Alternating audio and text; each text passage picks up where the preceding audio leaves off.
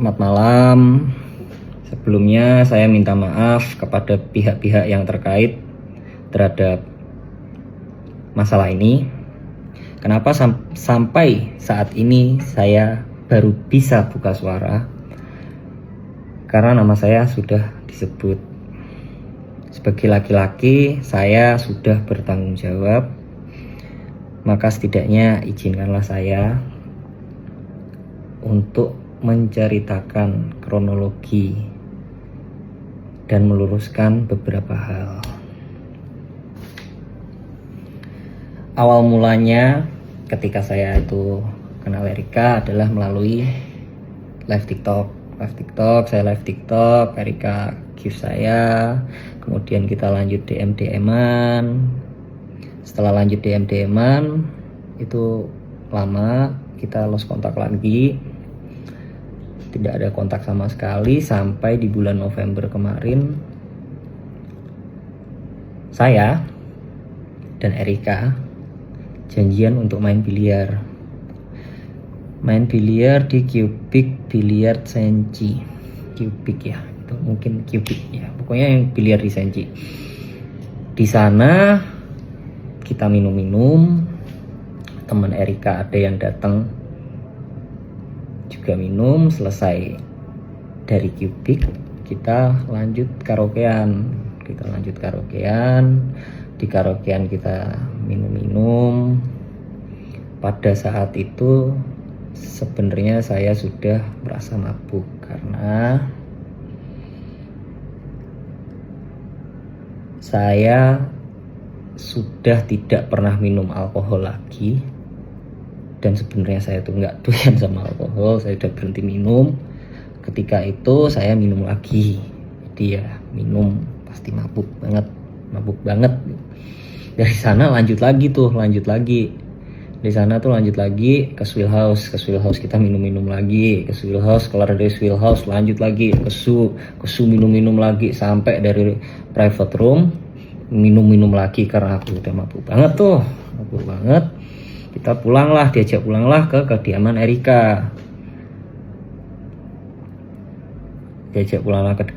Erika. Dibilang jangan pulang, kan mabuk, di sini aja. Oke. Besokannya saya kan punya job di Batam. Keesokan harinya saya berangkat ke Batam. Pada saat itu kita masih intens, chat-chatan kita masih intens, kita masih video call bareng gitu kan, Tiba-tiba Erika ini samperin aku, saya tidak tahu. Tiba-tiba Erika itu samperin aku udah sampai di Batam. Akhirnya nemenin saya perform, minum juga. Selesai perform itu minum juga. Pulang bareng. Esokan paginya saya berangkat ke Batu Raja. Kok Batu Raja ya? Mana ya? Jambi. Esokan harinya saya berangkat ke Jambi. Erika pulang ke Jakarta. Kita flight berbeda. Tapi beberapa hari itu, setelah itu kita masih intens chat-chatan, intens video call, hingga Erika ini saya rasa agak aneh.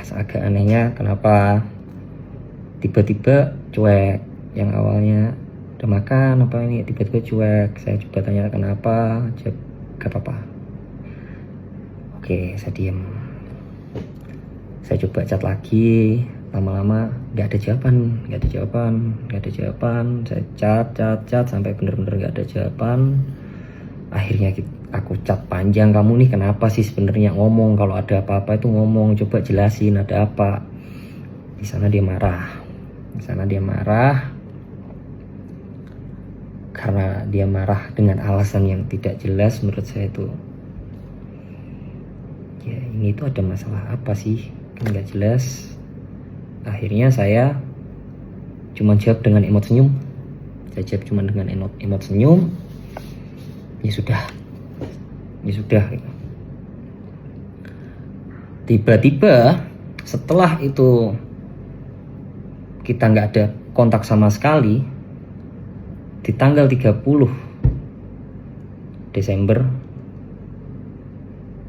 Itu 1 hari sebelum saya main di Medan untuk acara New Year. Erika telepon. Pertama nanya, lagi apa? Oh, enggak lagi apa-apa. Kenapa? Aku hamil. Dia mengutarakan bahwa dia itu hamil. Pada saat itu karena saya juga syok dan saya masih ada pekerjaan, saya bilang, oke, kamu di rumah sakit mana? Saya akan datang. Tapi saya mau selesaikan perform besok dulu. Gak apa-apa kan? Gak apa-apa, oke. Di hari yang sama saya langsung telepon orang tua saya. Saya jelaskan, Pak, ini hamil. Terus orang tua saya memutuskan, ya sudah, ayo berangkat ke sana. Oke. Singkat cerita, kita berangkat. Saya dengan orang tua saya berangkat ke sana. Orang tua saya menjelaskan kondisi saya seperti dalam podcast tersebut. Dan di sana Erika sudah berkata kepada orang tua saya bahwa dia bisa menerima kondisi saya. Kemudian orang tua saya ya bilang, ya sudah, jalanin aja. Oke, akhirnya kita jalanin. Setelah kita jalanin, kita berantem. Pertama kali kita berantem adalah masalah charger. Masalah kabel charger, guys.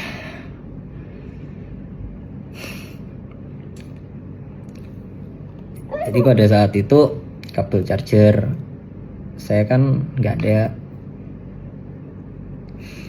Dia itu pinjemin kabel chargernya dia.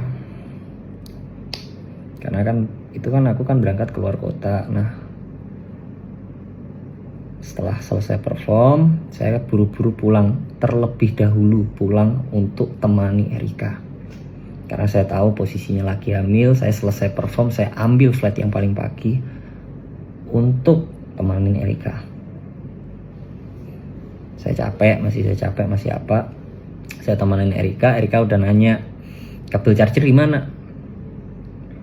Saya juga belum istirahat kan posisi saat itu kan. Saya pokoknya fokus temenin dia aja. Deh. Kabel charger di mana? Ada kok. Aku jawab gitu, ada kok. Kasih tahu asisten kamu ya. Suruh cari itu kabel charger. Bilang Erika marah. Pada saat itu saya juga tersulut emosi. Saya bilang, ini apa-apaan? Cuman masalah kabel charger aja marah.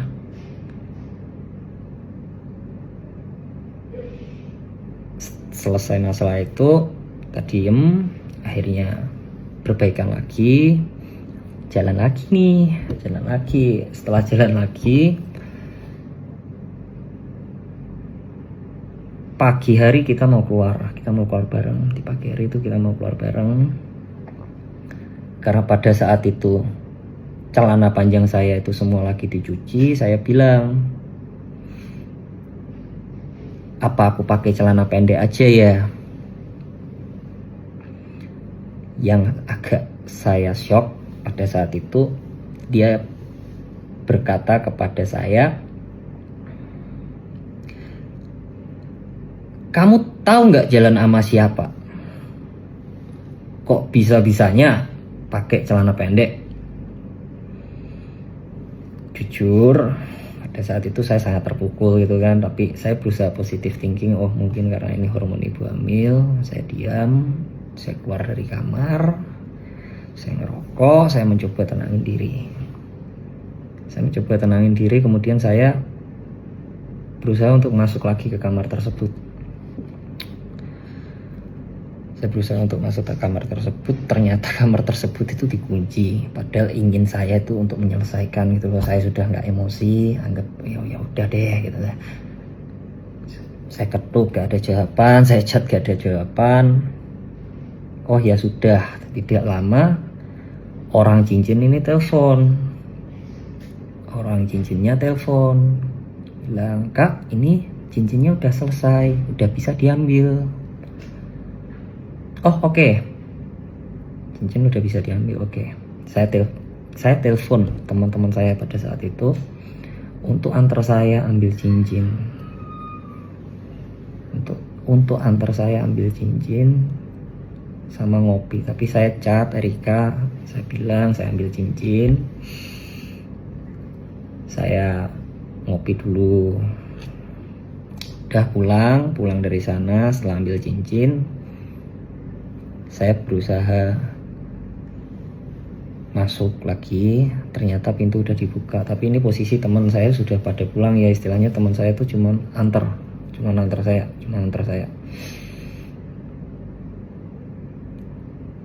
Saya masuk ke kamar, niatan saya itu untuk bikin mood dia seneng dulu itu, ini loh cincin udah jadi. Saya coba tunjukin gitu, cuman reaksinya tidak seperti yang saya kira. Dia bikin kata-kata,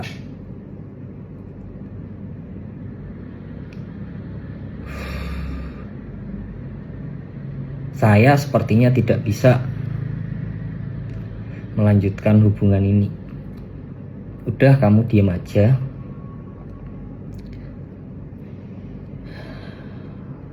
Biarkan saya yang bertanggung jawab. Kalau bisa, tidak usah ada orang yang tahu ini anak bapaknya siapa."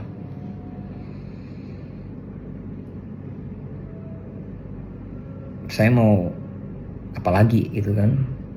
Oh ya sudah, karena saya sudah mendapatkan kata-kata tersebut, saya ngomong, masih pada saat itu saya ngomong, "Nggak marah toh?" Dia bilang enggak. Oh ya udah, saya beres-beres. Itu jam 2 pagi, antara jam 2 pagi, pokoknya itu udah subuh aja deh.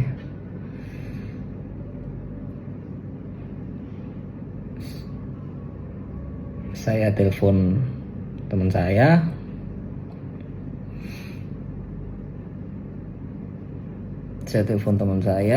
untuk jemput. Saya beres-beres barang, saya pulang ke rumah saya. Di saat itu juga saya langsung telepon orang tua saya kabarin, "Pah, Mah, ini dia bilang gak mau melanjutkan. Dia tadi bilang aku suruh diam. Kalau bisa anaknya gak usah tahu bapaknya siapa."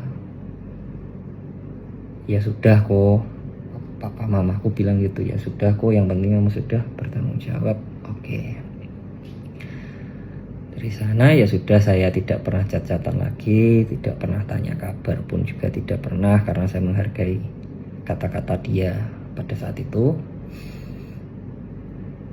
Sampai singkat cerita tiba-tiba nongol di podcast. Ini rame banget ketika orang-orang itu mengarah ke saya. Di hari yang sama itu saya sudah coba untuk chat Erika, "Boleh telepon nggak? Saya mau klarifikasi." Tapi ini aku cukup klarifikasi ke kamu, nggak perlu klarifikasi ke sosmed. Aku tanya lagi, bisa telepon nggak? Hingga saat ini itu tidak ada jawaban. Kemudian untuk masalah pengancaman, saya sebenarnya tidak tahu menahu tentang grup 19 orang tersebut. Cuman apabila ada kata-kata saya yang menyakiti hati saudara, menyinggung saudara, maupun menyakiti saudara, saya minta maaf sebesar-besarnya dengan rendah hatinya saya minta maaf sebesar-besarnya, karena saya juga mendapatkan ancaman. Saya mungkin juga sedang emosi, saya kilaf, saya dapat dorongan dari luar. Sekali lagi saya mohon maaf sebesar-besarnya. Sekian klarifikasi saya. Saya minta maaf banget buat fans-fans saya. Saya minta maaf banget sudah mengecewakan sekali. Terima kasih selama ini sudah selalu support saya. Terima kasih buat orang-orang yang sudah support saya. Saya cuma ingin meluruskan hal-hal yang bisa diluruskan.